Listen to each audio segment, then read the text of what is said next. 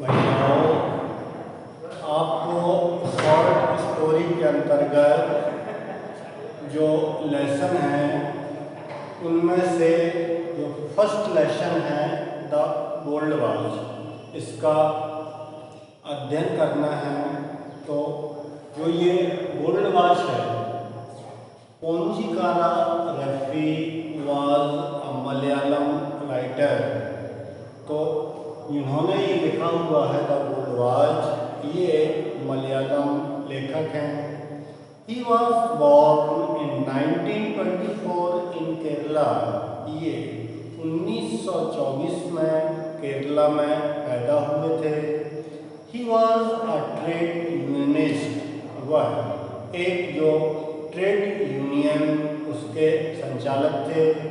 He depicted the real life of the poor people and workers। तो उन्होंने जो गरीब लोग या जो मजदूर हैं इनके वास्तविक जीवन को चित्रित किया। Work hard for their livelihood, जो अपनी जीविका के लिए संघर्ष करते थे। He was severely against the abuse of the church and the priest. तो उन्होंने चर्च और पुजारियों को जो गाली गलौज किया जाता था इसके विरुद्ध भी अत्यधिक कार्य किया। Rafi was a practical writer. तो पोंजिकारा रफी एक व्यवहारिक लेखक थे। He was famous for understanding tenderness of human feelings. तो वह जो मानवीय भावनाओं की जो कोमलता, इसको भली भांति समझने में प्रख्यात थे। His characters were drawn from real life।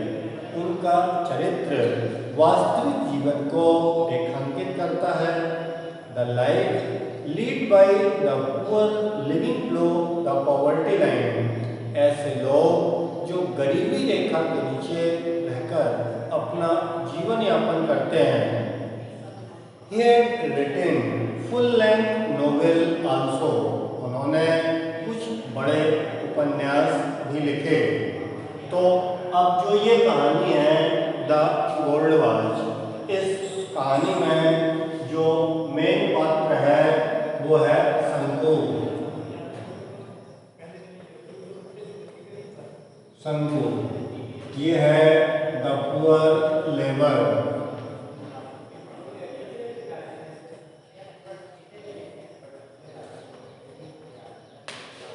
जो शंकु है ये है पुअर स्लेवर। तो जो ये आपकी पूरी कहानी है गोल्ड वॉच, ये इसी जो ये शंकु इस पर आधारित है। तो शंकु was a poor labour in a factory. जो फैक्ट्री है उसमें ये कार्य करने वाला एक मजदूर है। His condition was very miserable। इसकी जो दशा है बड़ी ही दयनीय है। He worked hard for his living। यह अपनी जीविका चलाने के लिए कठिन परिश्रम करता है। He earned 1 rupee per day। यह प्रतिदिन 1 रुपये कमाता है। But his income was very low, so he can brought out his family sufficient। क्योंकि इसकी जो आमदनी है बहुत कम है, यह उचित प्रकार से अपने परिवार का भरण पोषण नहीं कर सकता। His company was an Englishman and engineer। जिस कंपनी में यह कार्य करता है उसमें एक अंग्रेज इंजीनियर था। He was a cat-like eyes and fat body। जिसकी बिल्ली की तरह आंखें और एक मोटा ताजा शरीर था। He decided to steal a gold watch। अब शंकु ने उसकी सोने की घड़ी चुराने का निश्चय किया। He was trembled, and his agitation again and again to back up. तो उसने घड़ी को चुराने का प्रयत्न किया, लेकिन बार बार उसकी जो हिचकिचाहट थी वह उसे पीछे खींच लेती थी. At last, he felt determined to still a watch and pick up and put into his pocket, but he struggled and stay on it. इस प्रकार ये क्या है, जो आपकी जो ये कहानी है उसकी ये शॉर्ट समरी है. तो मेन पात्र क्या है, शंकु. तो as on many previous nights Shanku could not get any sleep that night. जैसे कि कई रात गुजर गई तो शंकु उस रात्रि भी चैन से सो नहीं सका. He turned and tossed in his bed. वह अपने बिस्तर पर करवटें बदलता, but it was no use. लेकिन ऐसा करने का कोई मतलब नहीं था. The more he thought, वह जितना अधिक विचार करता, परिणाम उतना ही उसके विपरीत जाता. He closed his eyes and lay on his torment in the darkness. उसने अपनी आंखों को बंद कर लिया और रात्रि के अंधेरे में एक फटी हुई चटाई पर लेट गया. And yet he could see it as clearly as during the day. और फिर भी जितना उसे दिन में स्पष्ट रूप से दिखाई पड़ता, तो जब वह आंखें बंद किए हुए था तो उसे वैसा ही दिखाई दिया. क्या दिखाई दिया? The deserted office room. वो ऑफिस का सुनसान कमरा.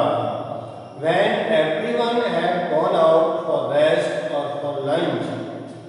जब प्रत्येक व्यक्ति या तो विश्राम या लंच के लिए चला जाता.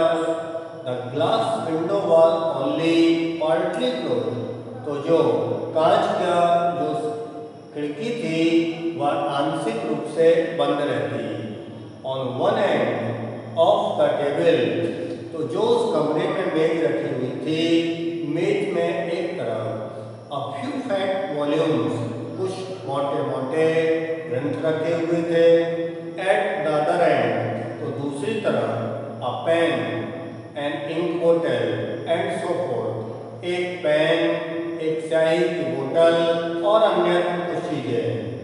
And in between was a gold watch. और इन्हीं के बीच में एक सोने की घड़ी जिसमें सोने की चैन लगी हुई थी, एक पुस्तक पर रखी थी. Open the window. आप कमरे की खिड़की को खोलें. And stretch out your hand about a foot. और उस खिड़की से एक फीट अपने हाथ को अंदर डालें. You can pick it up. और आप उस सोने की घड़ी को उठा सकते हो. Everyone is out for lunch. चूंकि प्रत्येक व्यक्ति उस समय लंच यानी नाश्ते के लिए बाहर चला जाता है. Nobody will know. और कोई भी नहीं जान पाएगा कि घड़ी किसने उठाई. शंकु रिमेंबर्ड हिज एफर्ट. शंकु अपने प्रयत्नों को स्मरण करता है या बार बार उसको इसकी याद आती है. His cowardice and his vacillation during the past few days. तो उसकी जो कायरता और उसकी जो हिचकिचाहट पिछले कुछ दिनों से बनी हुई थी. He had never seen anyone there at that time. उसने वहाँ कभी भी किसी व्यक्ति को नहीं देखा.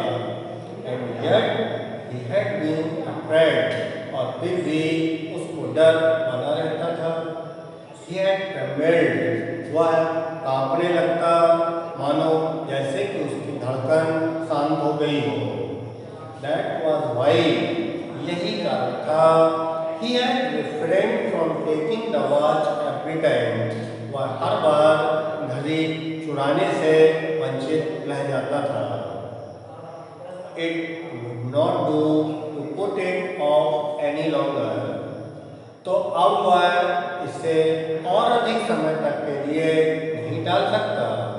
If he thought any further, यदि वह और अधिक विचार करता, he would not be able to do anything. तो वह अब कुछ करने में सक्षम नहीं हो पाएगा। He might even blurt out his intention accidentally. तो अब मरता क्या न करता, उसने यह सोचकर उसे करने का निश्चय किया। So he must take it tomorrow. इसलिए उसे कल इसे उठा लेना चाहिए।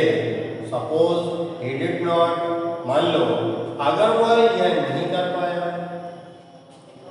Sanku thoughts began to linger over the thorny problems of his life. शंकु ने विचार किया कि उसके जीवन में बहुत जटिल समस्याएं आरंभ हो गईं। Tomorrow would be the third day of the month. तो कल माह का तीसरा दिन होगा। In another 3 days, जो ये 3 दिन हो गए, he would get his pay. तो उसे 13 rupees for 13 days, जो उसने 13 दिन कार्य किया था, उसके 13 रुपए प्रदान किए जाएंगे। He had to pay 4.5 rupees. उसे 4.5 रुपए जो उसने स्टोर से खरीदारी की थी, इसके अदा करने पड़ेंगे। There would be balance of 8.5 rupees. तो जो उसका संतुलन बनेगा वह 8.5 रुपए उसके पास बचेंगे। He had prepaid only 5 out of 10 rupees. उसने जो 10 रुपए फंड से पिछले महीने अपनी माँ की जो बरसी यानी 13वीं के लिए लिए हुए थे, उस 10 रुपए में 5 रुपए उसने अदा कर दिए।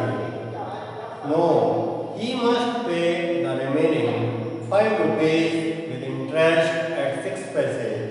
बाकी के जो 5 रुपए बचे वह एक सप्ताह में 6 पैसे 1 रुपए का जो ब्याज होता है, इस प्रकार से वह जमा करेगा। तो 1 रुपए में 6 पैसे, तो 5 रुपए के 6 पंचे 30 पैसे एक हफ्ते का। एट द टी शॉप, जो चाय की दुकान थी, he owed over 3 rupees for 2 weeks. तो 2 सप्ताह के 3 रुपए का उस चाय की दुकान वाले का कर था। इसके अतिरिक्त उसका 1.5 रुपए जो पिछले महीने का एरियल वह भी पड़ा हुआ था। He owed 6 rupees to Ali for supplying extra rice. उसने अली को अतिरिक्त चावल के लिए 6 रुपए का ऋण लिया था। चावल, बीड़ी और जो गृहस्थी में लगने वाली दूसरी अन्य चीजें। 1 month हाउस रेंट, 1 माह का जो कमरे का किराया वो भी 3 रुपए था। इन एडिशन टू, तो कुल मिलाकर के ये जो सब चीजें थी, कई उसमें छोटे छोटे लोन जैसे किसी से 12 पैसे, किसी से 25 पैसे, किसी से 50 पैसे, ऐसे कई लोगों से वह कर्ज लिए हुए था। And his wife had reminded him 2 days before, जबकि उसकी पत्नी ने अभी 2 दिन पहले ही उसको स्मरण दिलाया था कि उसे मछली बेचने वाली औरत के जो 1 रुपए अदा करना है। Shanku mentally added up the total amount that he needed. तो शंकु को जितनी रुपयों की आवश्यकता थी, कहीं वह इससे अधिक मानसिक रूप से बेचैन था। नेक्स्ट, इसके आगे आपको कल बताया जाएगा।